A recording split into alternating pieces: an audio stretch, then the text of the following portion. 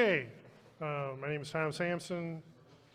I've been with the club, I think, since the beginning, so been around a while. I started turning at a pretty young age in my grandfather's basement. He was a machinist by trade, and he had all kinds of Rube Goldberg type homemade equipment and little chisels made out of dental files and things like that. So scraping was how I started, and you know, my early work, if you will, as a kid was, you know, trying not to have a catch and not understanding why, you know, putting in a piece of dental pick and wasn't working very well.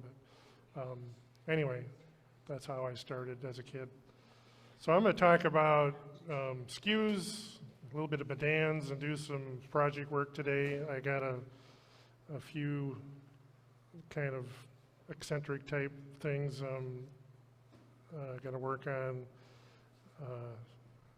The items here have rotational symmetry, and I'm using the word streptahedron, which I believe David Springett came up with most of these ideas. So you know, these are all things I'm just showing you that you could do. So let's get started with skew terminology.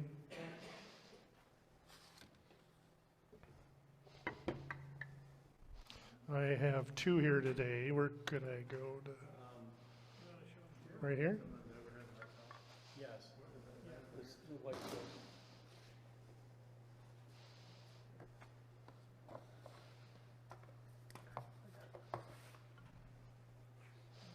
That work? Yeah, you can leave the dark one. That one doesn't make it. Let's do it from here. Main here.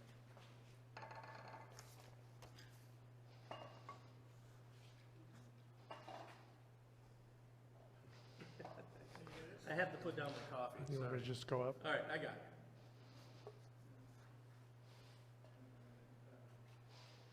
Go ahead. Okay, this is a typical rectangular skew. The angle is about 70 degrees or so. This one has a radius cut to it. So you have a long point and you have a short point.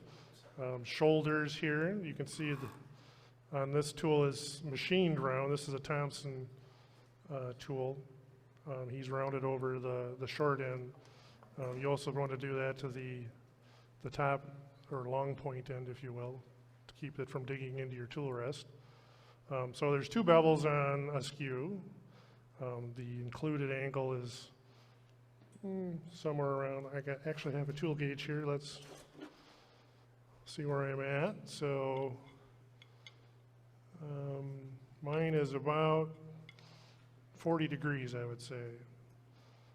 So that's not even that acute, if you will.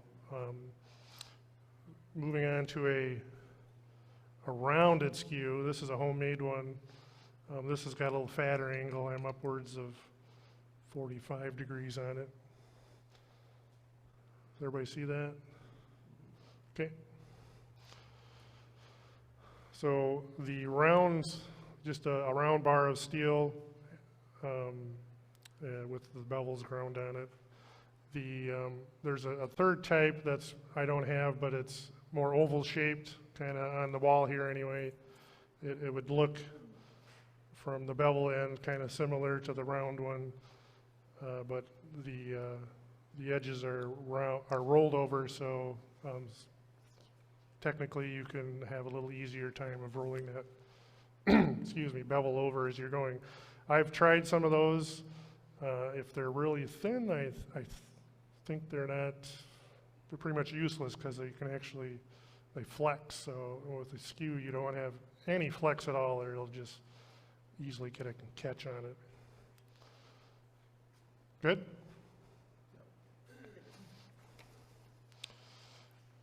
So sharpening, just for convenience, I sharpen most of mine on, you know, a CBN wheel. So it's going to have a hollow grind to it. You can also do, if you can do it flat. Have a flat, I think, would have you know, a little easier use of it. But if you don't have the equipment for that, it's just easiest to do a hollow grind. Here's a modified bar. I should have done this before. Still there, okay. Yeah, we're still there. So this one, it's got a little nick out of the end, and it's kind of a specialty skew for doing rolling up leaves, if you will, on a Christmas tree. So I'll demonstrate that in a bit. If you bring it forward a little bit more, it'll show on the white there. You can see the notch. So there's a little notch out of it. This one's out of carbon steel. It's an old shopsmith tool. Just a word of advice, don't sharpen this on your CBN wheel, because it will ruin your CBN wheel. And how do you tell it's carbon? How do you know? If it's old, it might be carbon? Well, you can tell by the sparks that come off it, so.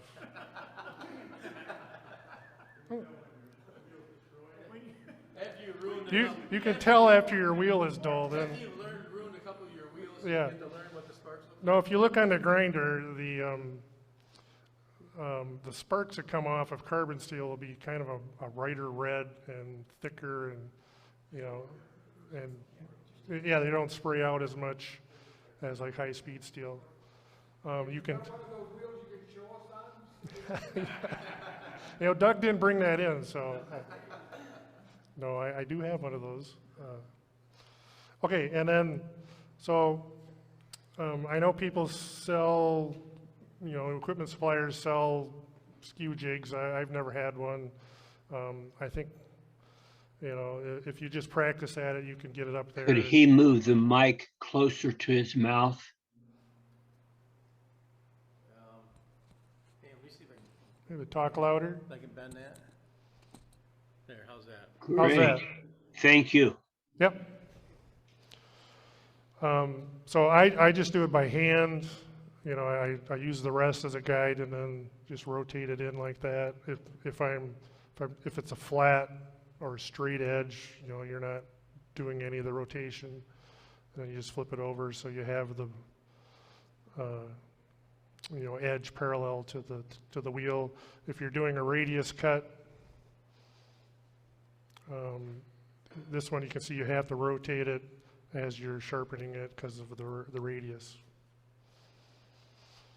Okay, any questions on equipment? Oh, badans. Do a little bit of badan work. I don't know as much about badans as skews. I have been playing around with them a little bit. Do you find that the wider the skew, easier it is to use? Yeah, so do you find that a bigger skew, heavier, is easier to use than a smaller one?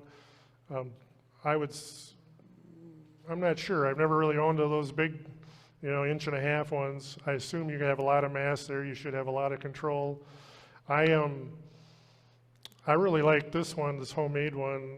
It's to me, it's easy to control, and I can do a lot with it. And part of that is that fatter angle, if you will. It's not as acute, so it's doesn't cut maybe as well as a, you know, the more acute one, but it's easier to control. So I can personally get away with a lot, especially at a smaller diameter, just, you know, rotating it, and I'll show you that as I move on here. Okay, so How do you badan. sharpen a badan? How do you sharpen the badan? Well, this one's pretty simple. Let me just explain the angle. So there's a chisel edge, if you will, which is the flat edge, and then the bevel coming back. Let's check this angle. So that's about 35 degrees. So how do you sharpen it? You only sharpen one side. So the flat side you leave alone when you're sharpening the bevel on. After that, I would just sharpen this side with a diamond file. So very simple. You just put it on there and match your angle, and you're not really, you can maybe slide back and forth this way, but you're not doing much else. So very simple to put a grind on it. So After you're you, putting a radius on it, it's not gonna be flat, correct?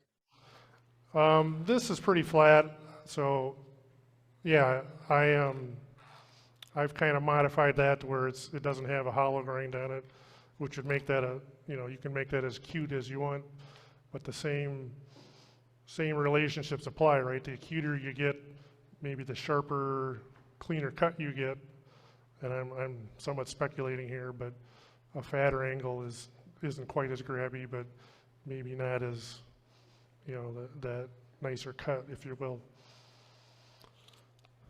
So I have a diamond stone here, and if I'm sharpening this, and this is flat and all ready to go, all I have to do is, is go like this. Yeah. So there's not much sharpening to these. You can see that, if I've hit that edge, then I'm pretty sharp here. So these are very easy to sharpen, and you just need to touch them up once in a while like this. Would you mind showing folks the proper position to hold the badan in when they're turning with it? Because most people don't realize that the bevel should be on the upside. Correct. Well, from what I've heard, you can use it either way, but this is how you would use it, and I'll show you that in a bit. So the flat edge is down, and you're peeling off the bevel. The bevel is up, so to speak. Well, getting a little bit out of my expertise here, I know I've heard the French use this quite a bit. I've read you can do it either way. You could even have the steel kind of taper back so that if you're going in, your edge isn't hitting right. So you would have a trapezoid as opposed to a rectangle here. But the key part of using this is you really cut with the edge. You're going like this. If you go in there straight, more than likely it's going to have a catch right away. So you almost have to be moving, if you will, in the right direction. Maybe Ruby can add something here, but Usually when I use it, I keep the handle down, and this tool will turn beads in a heartbeat. It's extremely easy to use. It does get you a very nice cut, but it's same with the skew. It's a learning process, and you can certainly have spectacular grabs with it too. Don't you need to have bevel support when you're using that tool? Double support? Bevel. Oh, bevel support. Yeah. So you No. would be. Should I switch over here? I mean, you're treating that flat edge, if you will, as the bevel, right? So and it's better off. You're kind of cutting above center quite a bit. So let's see here. Yeah, I've always used it bevel down. You can do it this way. I'm not saying you can't, but from what I've seen, here, let's just do it both. When I learned how to use that tool in France, they only use it with the bevel up. And you can use it as a parting tool. You can use it as a beading tool. You can also turn it sideways or just angle it and use it as a skew.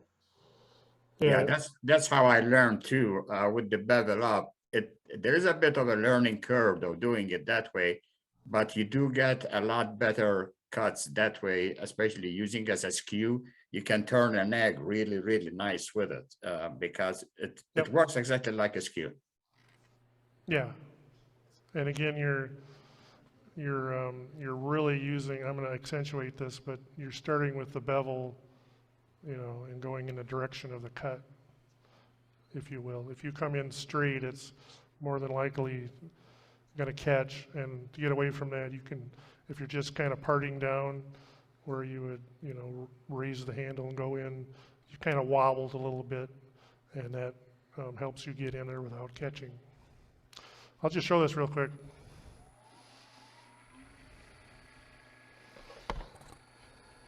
How are we looking right there? You see that? So I'm just, see how I'm leading with that.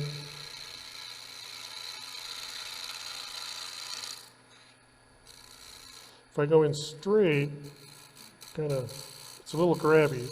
And if I wanted to part in, I could just wobble it.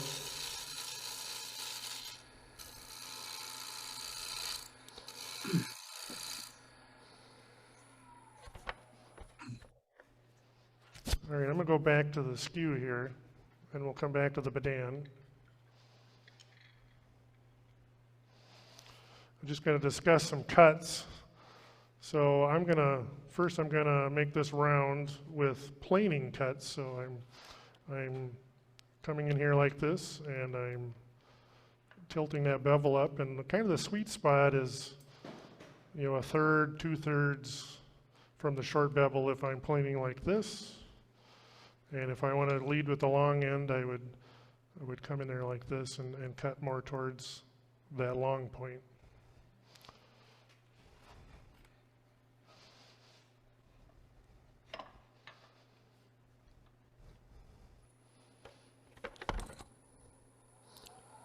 So just gonna plane this round.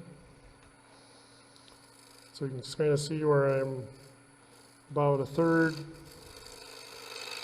I'm cutting and pulling to the left. My stance, if I may be moving to the left, I had my left foot forward a little bit. It's kind of nice to switch around, so if you have a shorter tool, maybe, you know, I probably am a little slack and use a neutral stance. But here we go.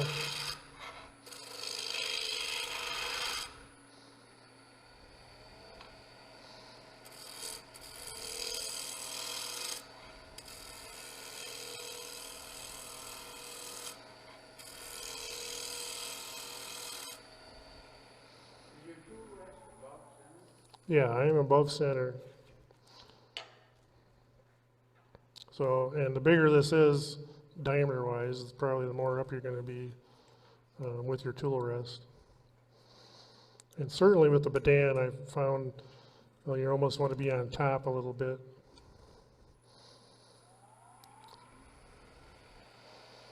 Okay, so here's another left to right planing cut.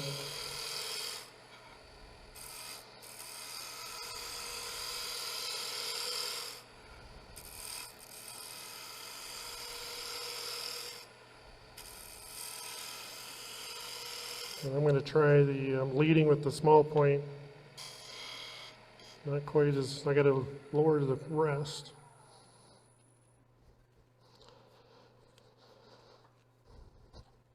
So are you cutting like, say, 1/30 on the You mean, so now I would be switching towards the top or the long end, about 1/3 of the way back. I mean, as far as like on the stock itself, with say 3 o'clock being set on center, Oh, where's the height of the, or higher, like say 1:30 or so. yeah, now I'm lower. I'm about 90, I guess, maybe a little above 90. If I'm understanding your question. Just a little bit. Because of the points down, and I need to get in the angle getting into the wood. But if I have the short edge, then I'm definitely higher up. There we go.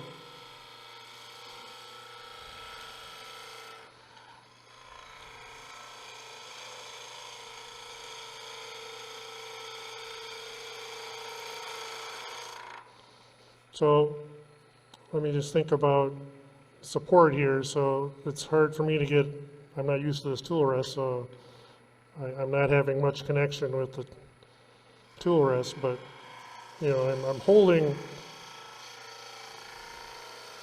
this hand is directing most of the work. Here I'm just keeping it on the tool rest, and I'm not really shoving it in, I'm just keeping it there.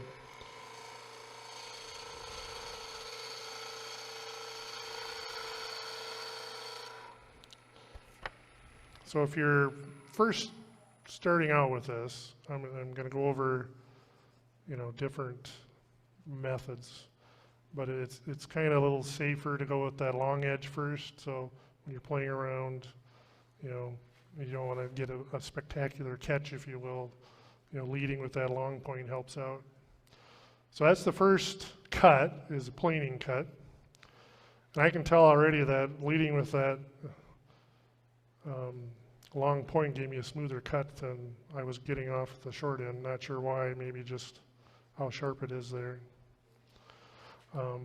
Next is going to be rotary peeling. So I'm going to start kind of with the handle down, and I can use this to reduce my diameter of whatever I'm working on. So I'm going to lift the handle and then arc in towards the axis of the lathe. So this is a way of reducing diameter or kind of getting yourself a straight edge on the end. So here we go. So I'm gonna start down low. I'm gonna just take a little bit here, and then I'm gonna push in and then make an arc. Simple as that. So that's the peeling cut, or slicing, if you will.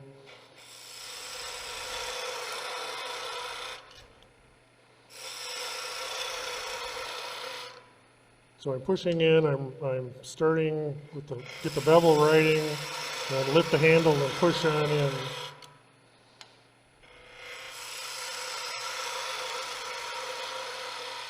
So I can remove a lot of wood there pretty quickly. This is pine, so it's a little easier to work with, and if you don't have much experience, then starting with a softwood, slow speeds, green wood, it would all help you kind of avoid those catches, if you will. So we got planing cut, we got a peeling cut for diameter. The next one is a slicing end grain cut. And if you look right on the edge there, you can see how rough that is. So I didn't have, it's going to be torn green on the side here because I was just shoving in, right? So you can see how rough that is. Now I'm going to come back in. I'm going to match my left bevel pretty much with that plane. And I'm going to kind of do the same action, but I'm going to lead with the point, just peel off a little bit, and then drive on towards the axes. And that'll give me a slicing shear cut on this end grain, and it gives me a really nice clean cut. I'm going to back my tool rest up a bit.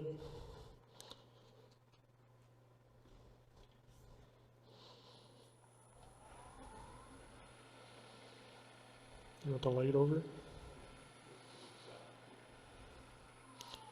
Let me get the light up there. Oh, the light's worse, we had better light before. Oh, You turn it off to this side. Turn the light off. oh, just turn it off. Okay. Yeah, just turn it off, so that we can see that. That's good? Yeah, we can see it. Okay, so I'm going to get my left foot forward. I'm going to match that bevel.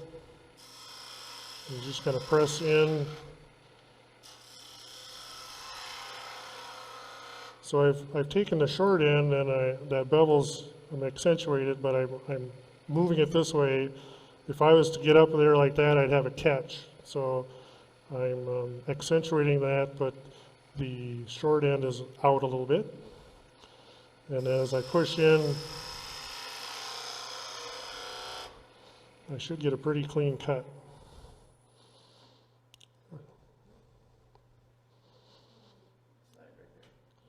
This camera keeps falling. So a lot cleaner anyway. Yeah, I know. It's made it tight, so there, now you can probably zoom right in and show that. Let's try, also if looking at a skew. I actually use that edge as a scraper sometimes. So if you sharpen this edge of the tool, you can kind of come in there and get a scraping cut too if you need to. Just as an I might even raise that edge a little bit. But if you had a hardwood, you'd probably get a pretty good surface off that too. But I think with pine, it's going to tear it up more than the slicing cut. Okay, those are 3 main cuts. Then we can turn that into beads and coves, and I'm going to start with working on the surface with a V-cut. So I'm just going to mark this off.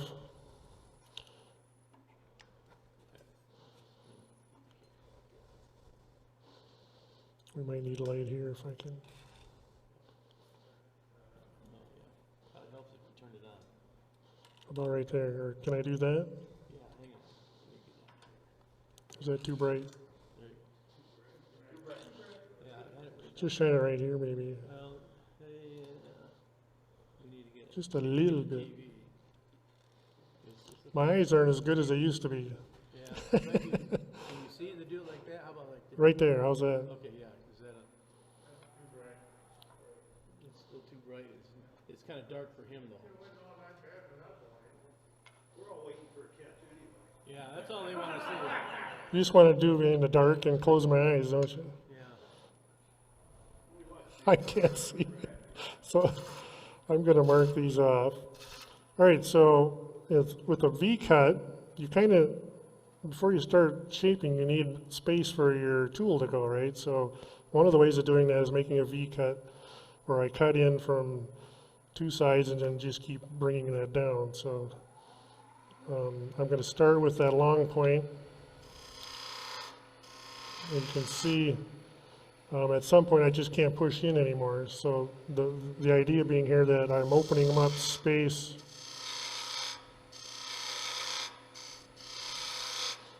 and I just switch back and forth.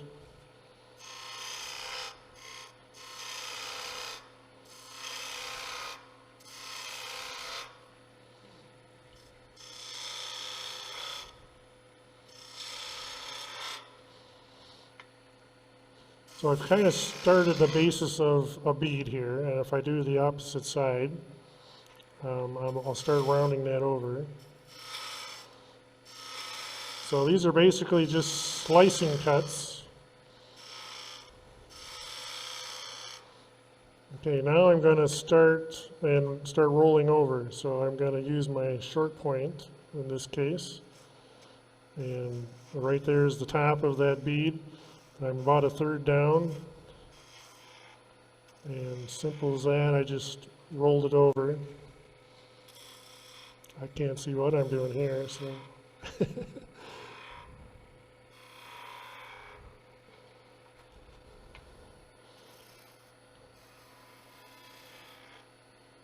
Okay, so with making the bead, I'm using the short point. Again, I'm about that 1/3-ish up from the bottom. I'm starting, my tool is down. I start writing that bevel, if you will, and then just kind of work it around. And you can see I got to rotate. So I'm starting pretty flat here, and then as I get towards the bottom, if I went the whole distance, I'd be up like this. And I can do it with a long point too. Let's see, I'm going to make another V.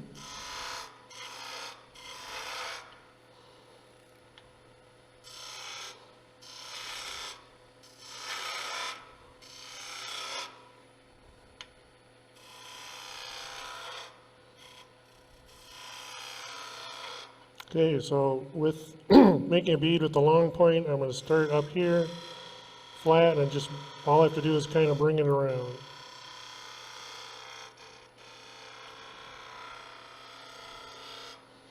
And it's a little safer, but it's harder to get for me anyway, to get a smooth flow with it.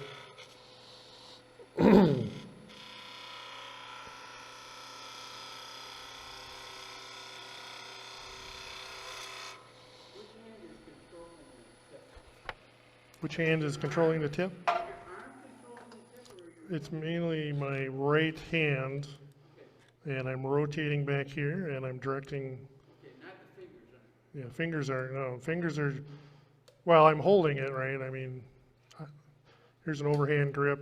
but the twist comes from your, Twist comes from my right hand. Yep, I'm right-handed. okay. If I switch and do the other side, my left hand is doing it. You can kind of cheat and do this, but to work on the right side, you know, you're better off controlling this way. And then if you're working on the left side of a bead, more like this. Tom, I got a question. Go ahead. When you're rolling the bead, are you using the point, either point, or are you back from the point and using the blade itself to cut the wood? Is the point cutting or is the blade cutting? I aim to be back a little bit, so either if I'm leading with the short or the long point, I'm a third back. You could see I was probably cutting with the point when I had the long edge first. It's a little harder for me to do that. So you're right, I was leading with the point and I was cutting with the point. You're probably better off if you can get it, you know, a third or a little bit up. Okay, thanks. Yep. I am right at center now. And yeah, I think I would, if I was a higher now, it would be a little harder to, you know, to roll around. So I gotta have my handle down first so I can rotate. Okay, any other questions on skews? This is a comment more than a question, and I didn't hear it mentioned. One of the things that. One of the things you really need to do on your skew is round the edges so that you can roll them. Around the edge of the skew you're talking about, right? Right. Right here, yep. Can you repeat that? So George is pointing out that you want to have your edge rounded over because if it's not, it'll bite into the tool rest and you'll just be stuck there. So with the Thompson tool here, they've already machined this edge. They don't do much here, so I've gone in and hit this with a probably on the grinder a little bit, or even like the diamond card. You know, you want to get rid of that sharp edge. But I do like to use right there, you know, as a scraper once in a while. So I like to keep that flat and available if I can. Do you normally hone your skews? Yeah, I do a little bit. You can see I honed these before I came. It's fairly easy to do because, you know, you have that if you do hollow grind, you can hit 2 points on it, and you just, you know, well, you do a little better if you come from the edge, but there we go.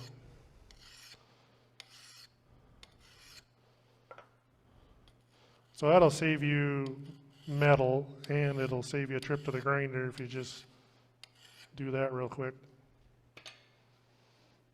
Tom, I want to mention that our cameras here are showing everything as a reversed image. I don't know if the Zoom has also got a reversed, and I can't figure out. Left is right, right is left, so just so everybody knows that. Printing is backwards. When you say you're using your right hand, you're actually seeing the left. All right. Well, I'm not sure I can switch that in my mind, so.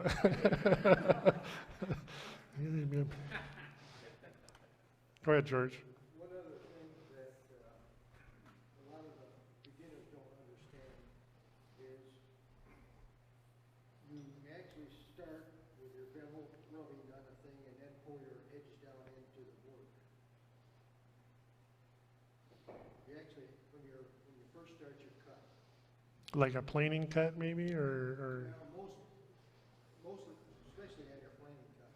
But some Yep. of the one few of the other ones, you start with your actual bevel rubbing on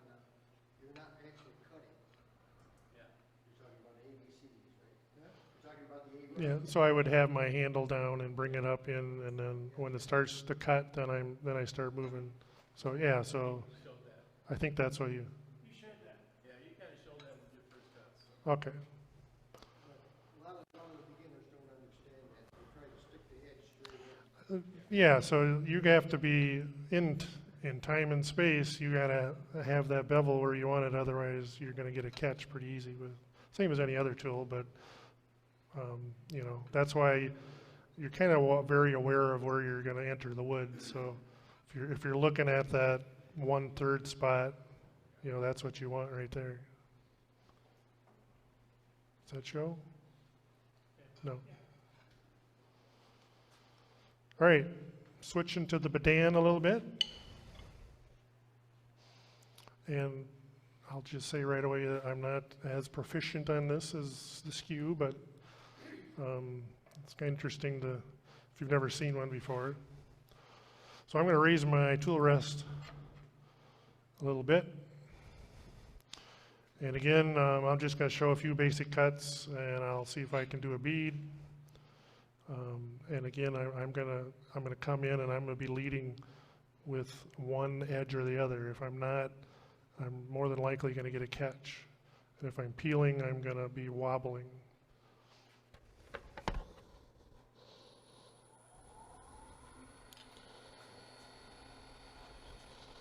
Okay, so I'm going right to left. I got my left foot forward. I'm gonna raise my handle and come in and then lead with that left point.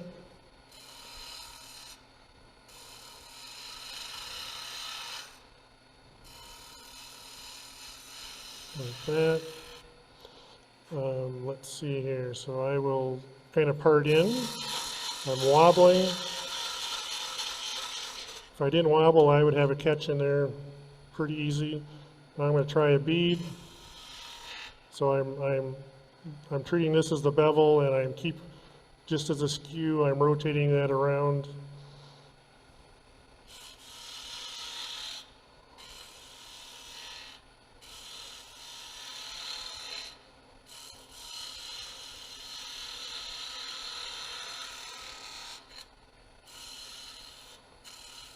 So you can get a pretty clean cut with this too. I'm switching now, left hand back, gonna do the right side of the bevel, kind of have my right foot forward. Same concept with the right edge. You can see when I get all the way over, I've rotated that tool from, you know, flat to the rest here to 90 degrees when I get to the inside of the bead.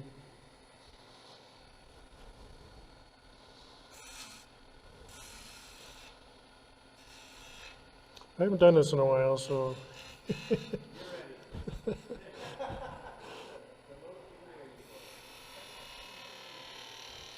That was pretty clean.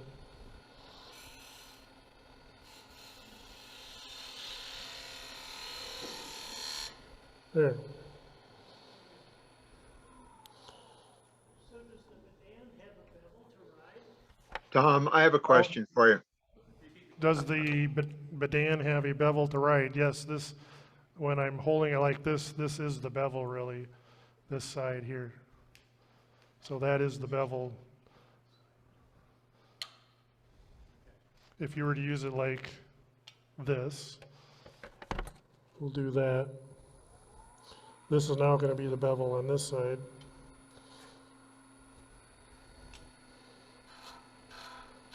Because of that angle, I got to come down a little bit.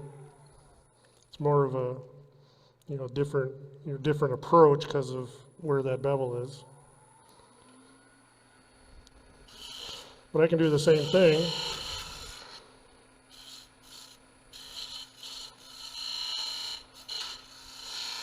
It's not quite as, yeah, it's biting here because I don't have it rolled over, so I can't have as smooth a flow, if you will. Let's try this way. There we go.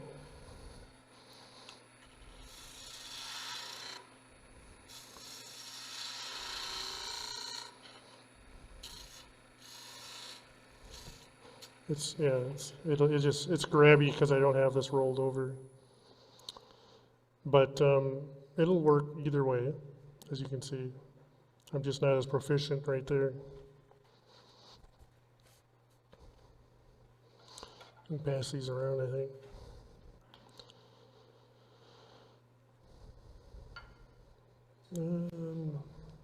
All right, so now I'll just switch to a project. Let's do a tree.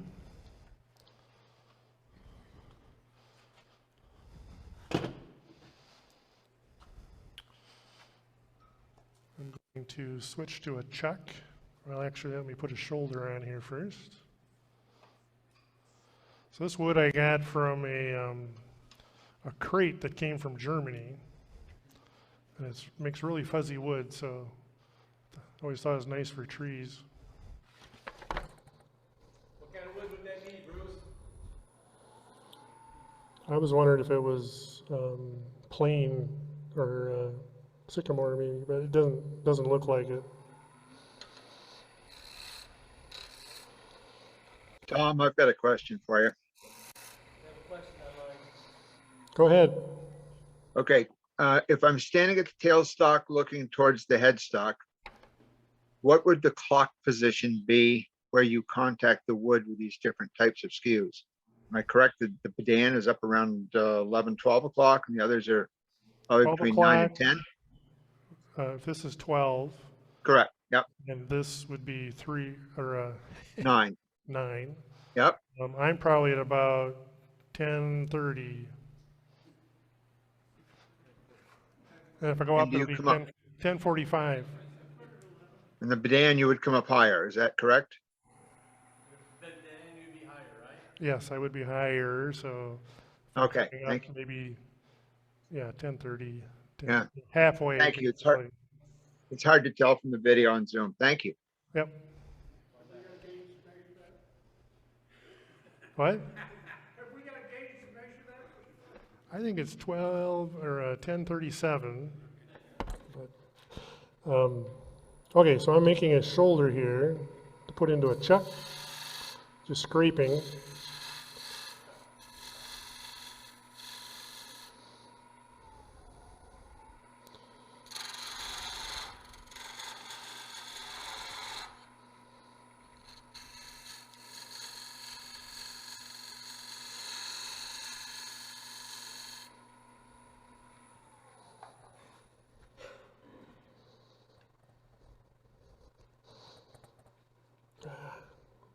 There we go.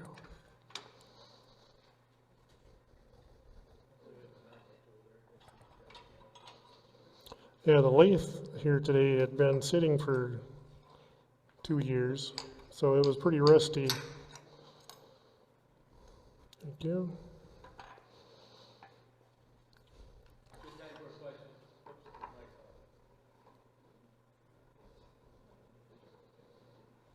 Okay, this is a good time for question. Any questions? Looks like it's left-handed thread on that lathe. Because everything's backwards. I've never. The key. Thanks. I have a. Ooh, this is. No, this seems wrong direction to me.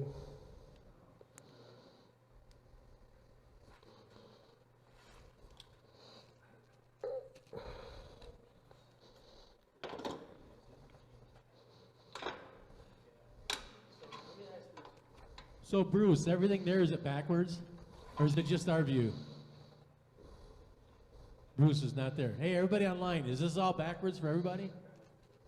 Looks okay to me. It's okay to me too. Okay, so it's just us. I'm good. Must be just you.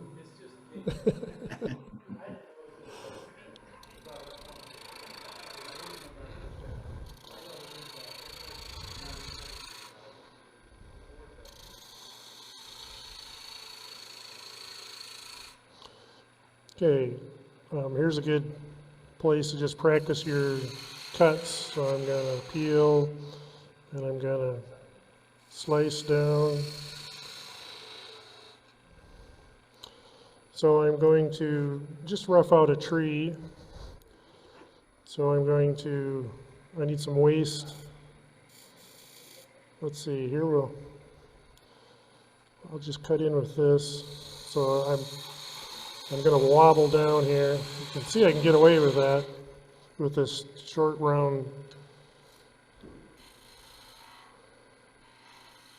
So here's the base of my tree. I'm gonna go like that. Then I'll have a trunk in there, and then this will all go down to the point. So again, I'm gonna peel down.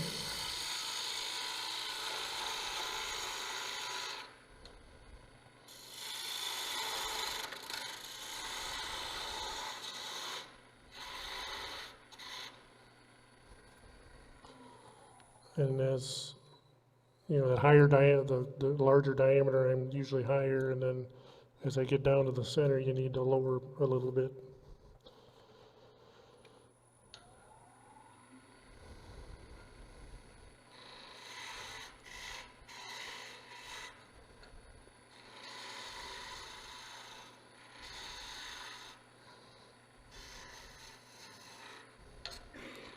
All right, not the best tool for inside here, but I'm getting away with it. Okay, so if I want to clean up my base, I'm just going to cut down, peel or slice down.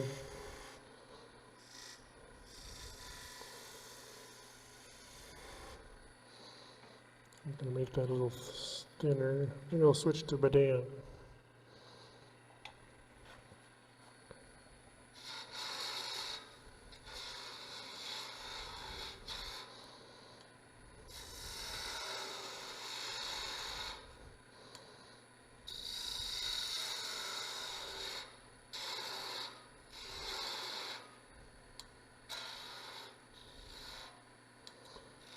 So it is pretty fuzzy wood.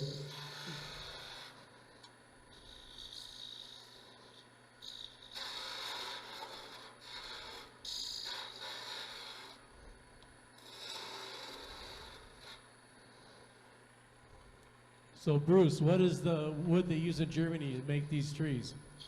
We talked about this a couple months ago. They use fresh basswood. So yeah, fresh basswood is the wood they use in Germany when they make them trees with the thin wood on it. Yeah, I don't think this is basswood. Okay, that's not bad. So I'm just going to give it a little shape to the base now. I can even decrease the diameter a little bit.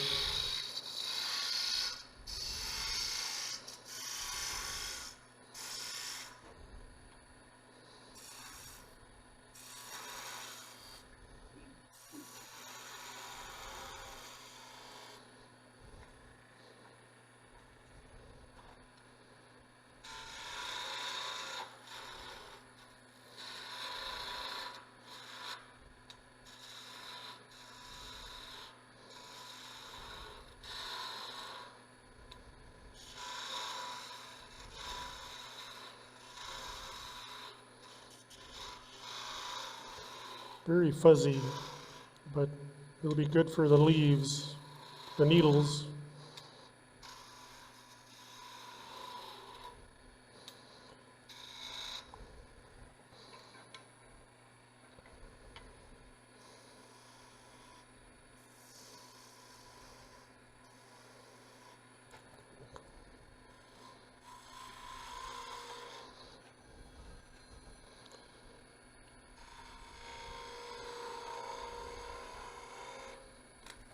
Ooh, that was my knuckle.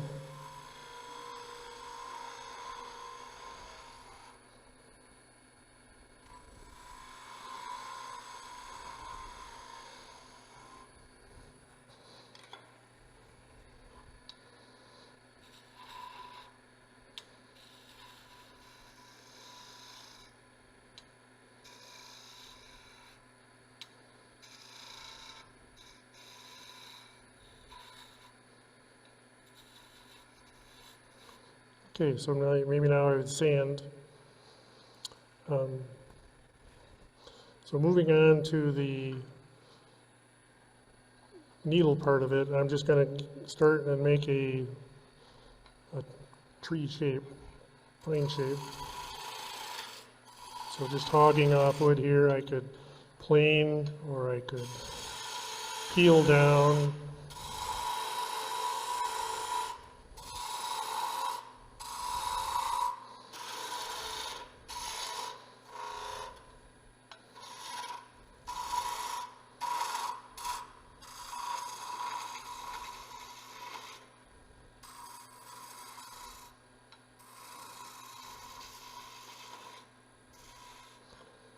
So at the top, I need to make room to get my tool in there when I'm making the leaves, so I'm going to have to waste a little bit.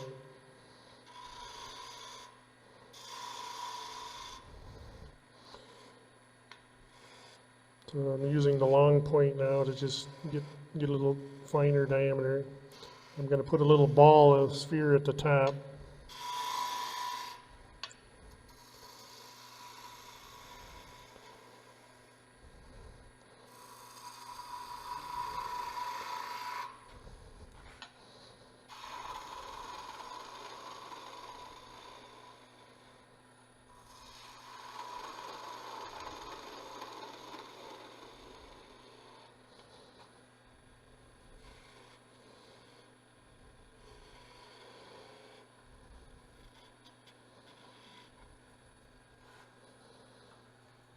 Okay,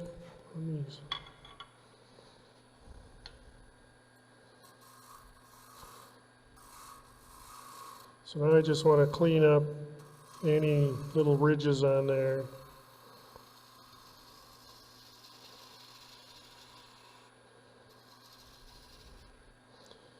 So here's going to be my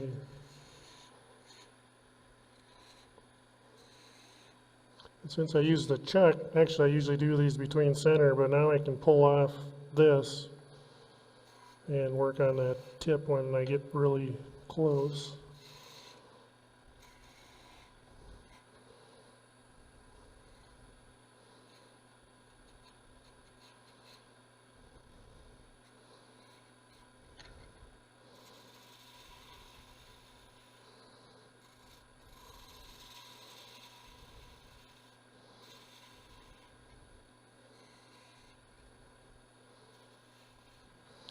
Okay, a little bit more.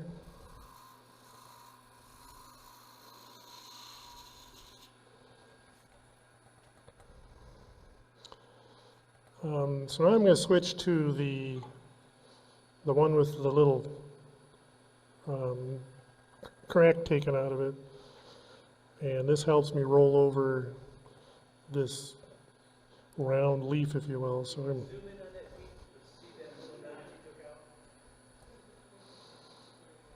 okay.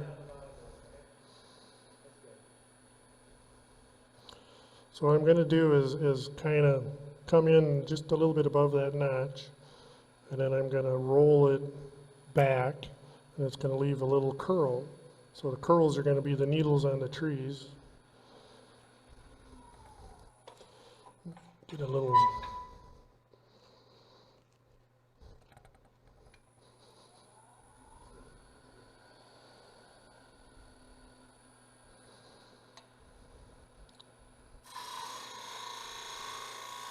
So there's the first one. So you can see you got a nice, this wood is just beautiful for this. It just rolls right up. So I'm just going to move on down and keep doing that.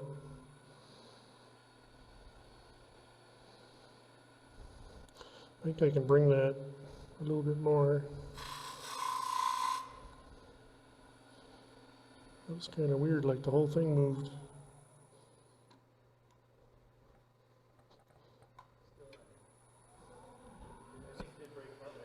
Did something come off?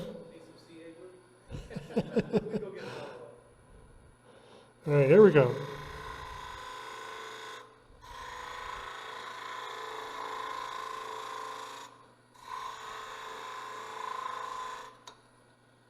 Oh, there's my first catch.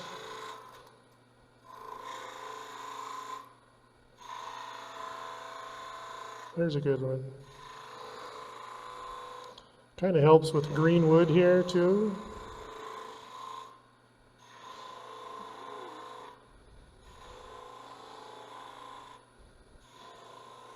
And the closer I get, I almost have to lead with my point and just kind of dig in.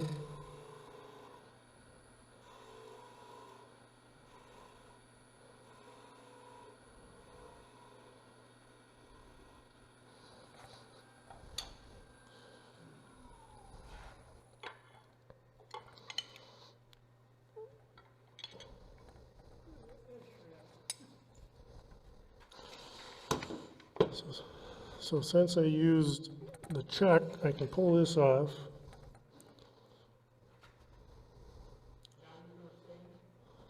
I'm going to sand all that fuzz off.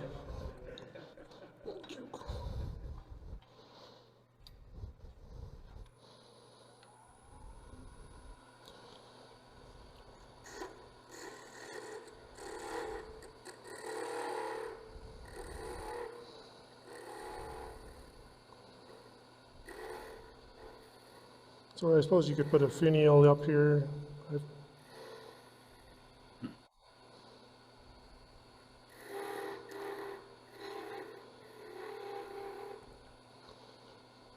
Oops, kind of lost a lot of my sphere.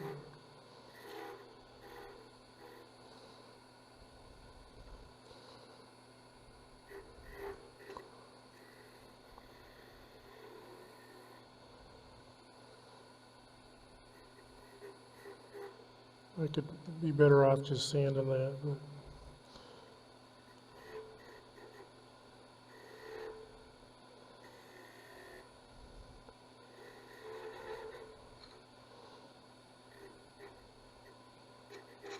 It's just vibrating, so I'll quit there. Now I just part it off.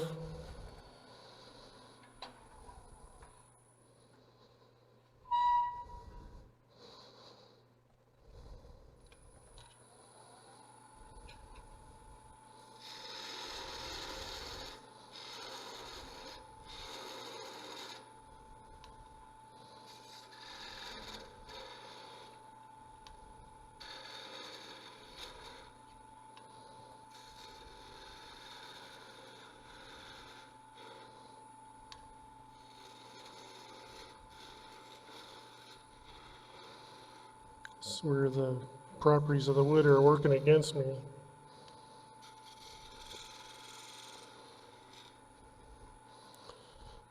I'll see if I can get a final smooth cut here.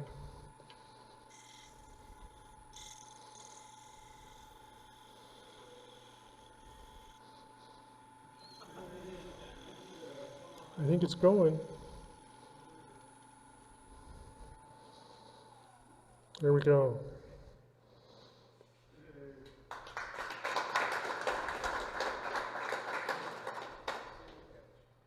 I got a question. Yeah.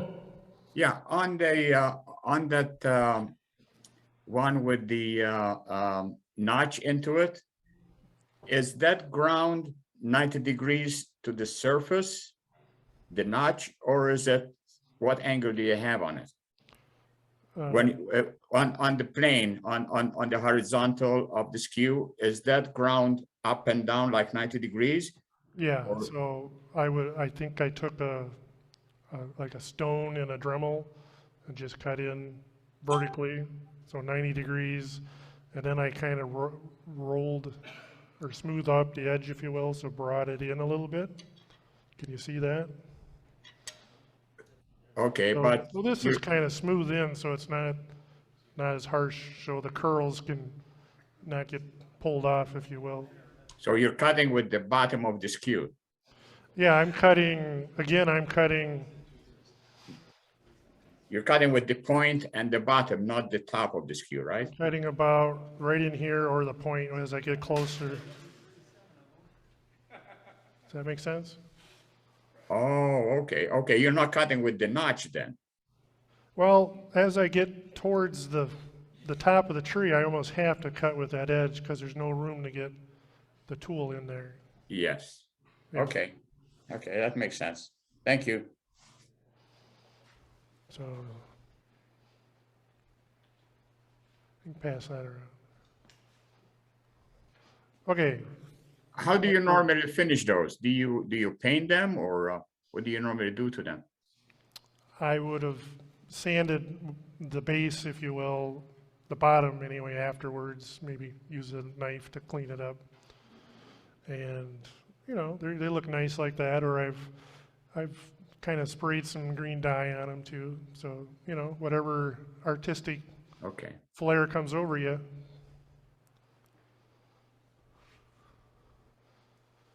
Time for another one, or?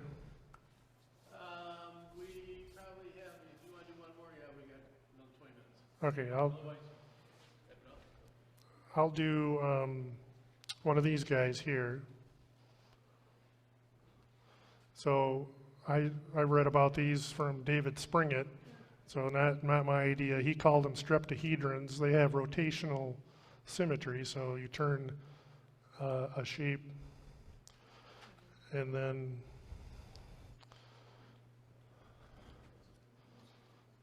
so I started with this shape, and then you rotate it, then glue it back together, clean it up. So you have a streptohedron, and if you get his book, or you know, look at stuff online, there's just tons of these different ideas. So here's another one with. This one is another one with. Excuse me, George broke your tree. That's $5, George.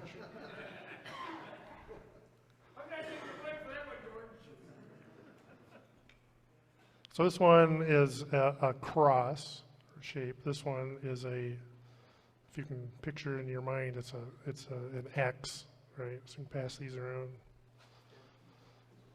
How do you cut those on a bandsaw? Oh, hold on, we got. Oh yeah, they're. These are really fun to watch roll.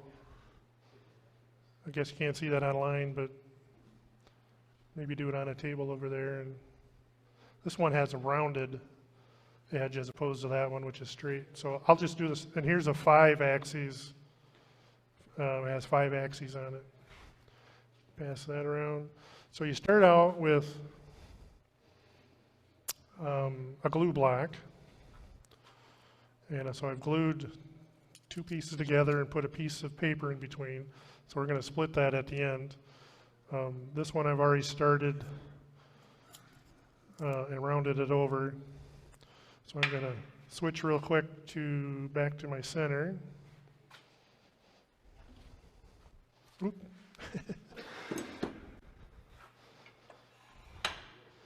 All right, is there a lock on this? Yep. And then you just pull on this. I don't know if that'll be enough. You might have to put it between the jaws. Put it between the jaws. Yeah. I think you can. Here, let me see this. Let me see it. Oop. Ooh. Gonna put it there. Yep. So on this end, I have a stub center on the which has a point and then a multi-toothed jaws or teeth on it, and then my live center I'm going to take apart, and I'm going to pop out that little cone right there. And the reason I'm doing that is so I don't push into the wood and split it apart. So now I just have a ring on the end. So how'd you pop that center out? That's why I did that. I saved that. So they go in. So you can see right there, there's the ring. And they go in like that, and they're pressing that way all the time, right? Yeah. If you look on the bottom, there's a hole. So you just get your little popper there. Comes out. It is tapered, yeah.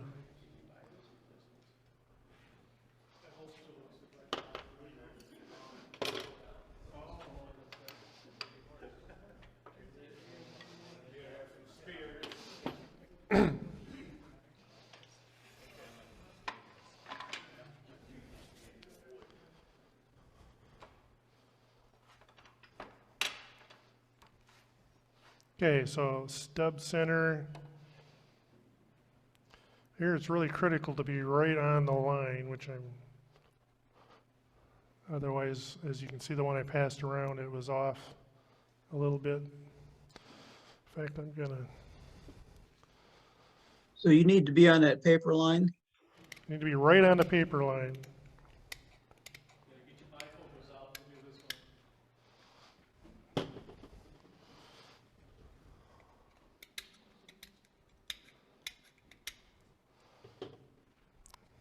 So on here, you can see my stub center marks. And on this side, I've already got a ring there, and that's centered pretty good. So I'm going to try and get right on there.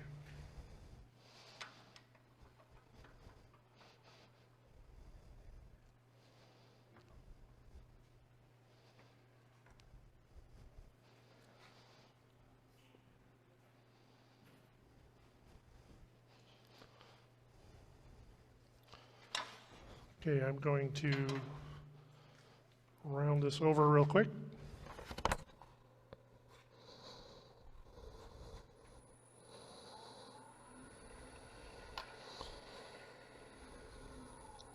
Raise my wrist.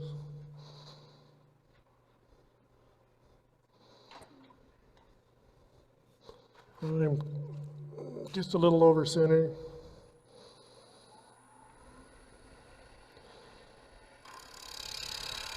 Cutting it at about 10 o'clock, 10:30.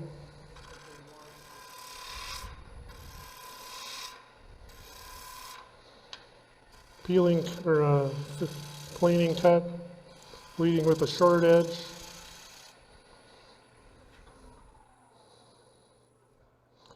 Okay, now I need to find a diameter. And then that's going to be my length. I'm going to transfer that.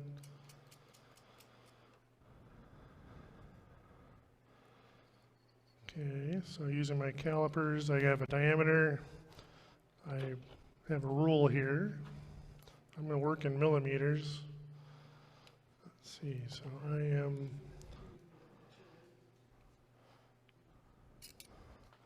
I can't see. So 57-ish. Let's say 56. 26 millimeters.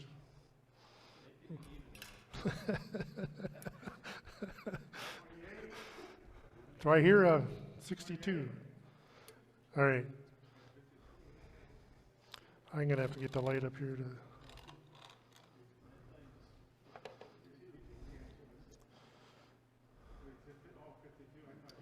$56, I think I said, so. 28. Well, I'll start with the middle at 3:30. So if I go, yeah, 28 from that. I don't really need that outside one, but 1028. So there's what it's going to look like if I was to cut down. So here's my center. I drew this out ahead of time, and you can, let's see, you see that? Nope. So let's say the circle is 56. Excuse me.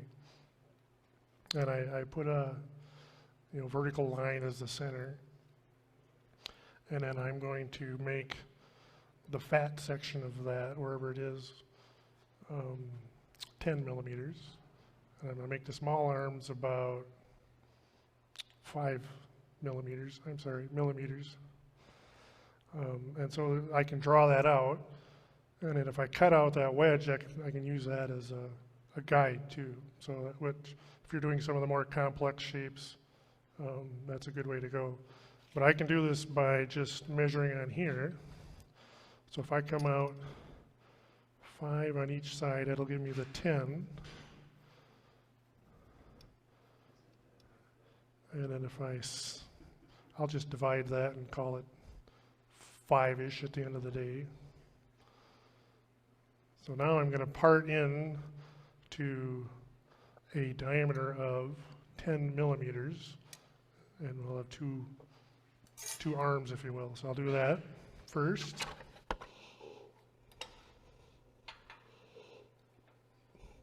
Just going to draw these out.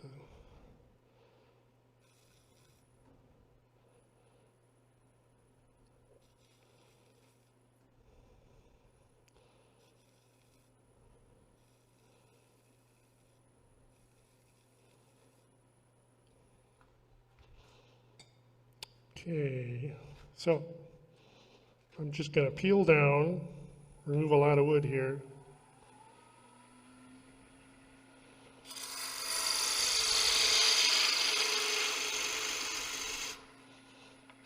So the only thing I got to worry about here is not going past 10 millimeters.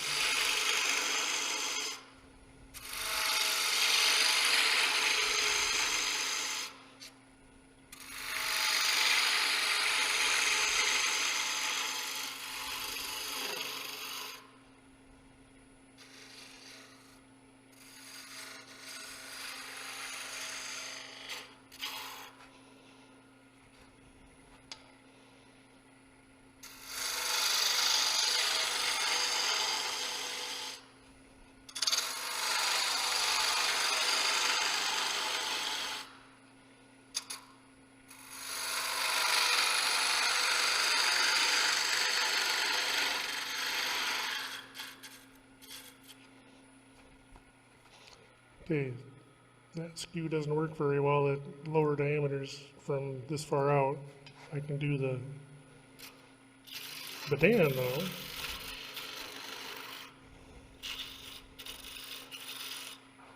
I need to lower my rest.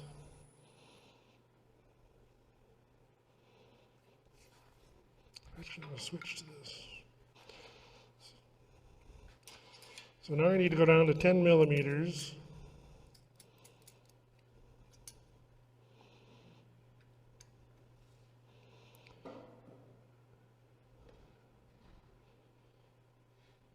And I'm not too worried about the length this way because I can always cut that off, sand it off pretty easy after I've even split it. So you can see I got a ways to go. You need that shaft to be the same as the width of the other one. As this, yeah. So actually, if I just went like this, yeah, so that's a little thicker than, but I'm going to come back and clean that up too, so.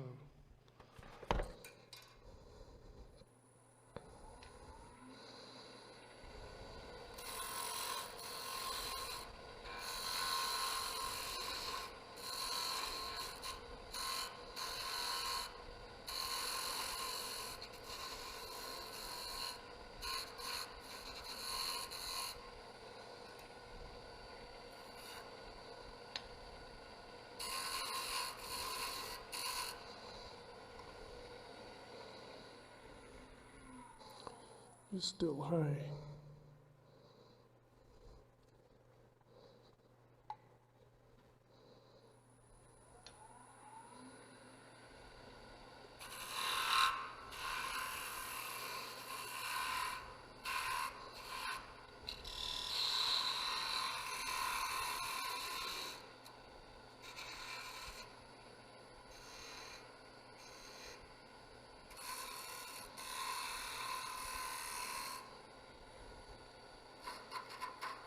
So I'm pretty close.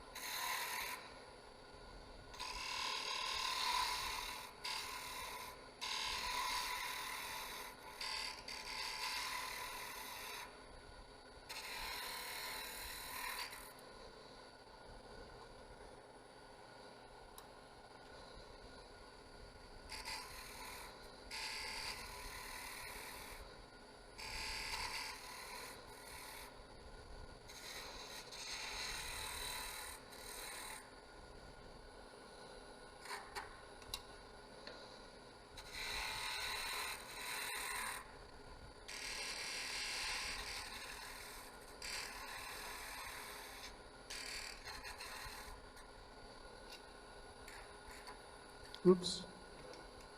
We're there. Okay, now I can clean up the sides here. So I'm going to go back to those 2 lines and then cut in, slicing down to the bottom.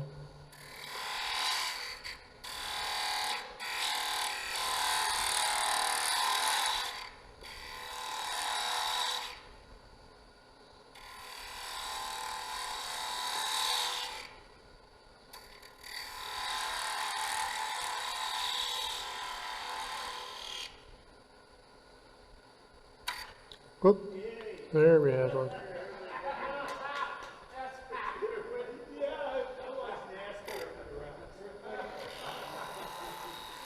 Took a while though, you know, huh? You gotta give me credit for that.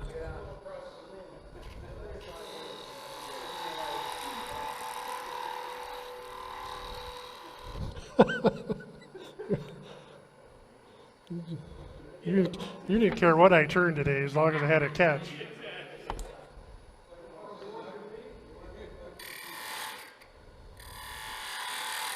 I'm gonna leave a little fat because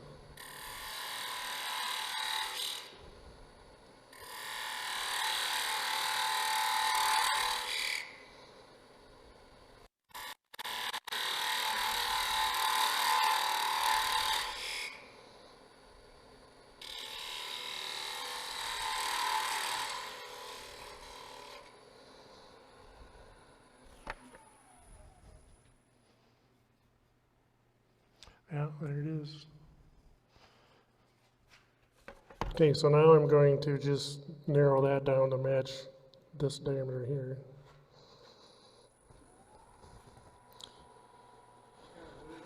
That's ash.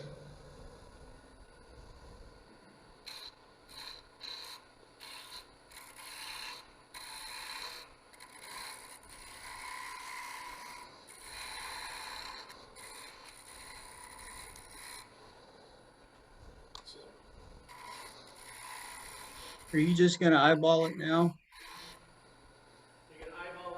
Yeah, well, I'll come back with a this, so I can just.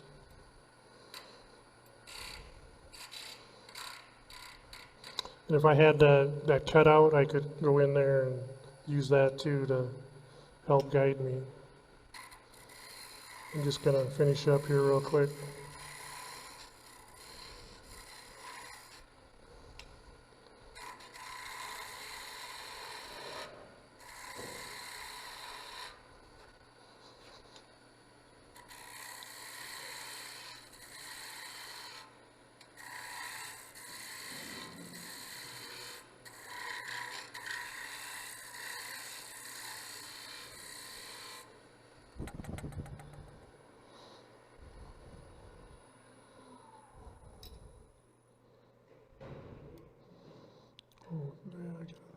Little ways to go.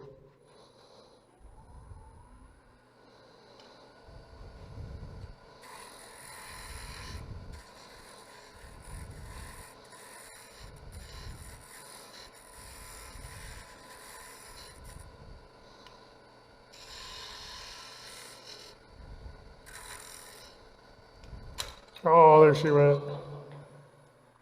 I think I'm done.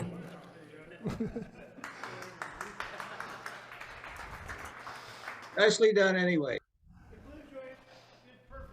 Let's see how we did. I think you could sand that. Split on the. Whoops. So now you would rotate it, glue it back together, and then just clean up those edges a little bit.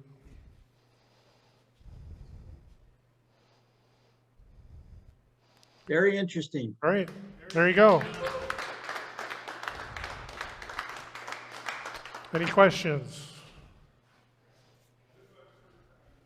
Well, it's good to see everybody in person, and glad we're back together. All right, we want to thank everybody for coming today. We thank Tom a lot for doing our demonstration.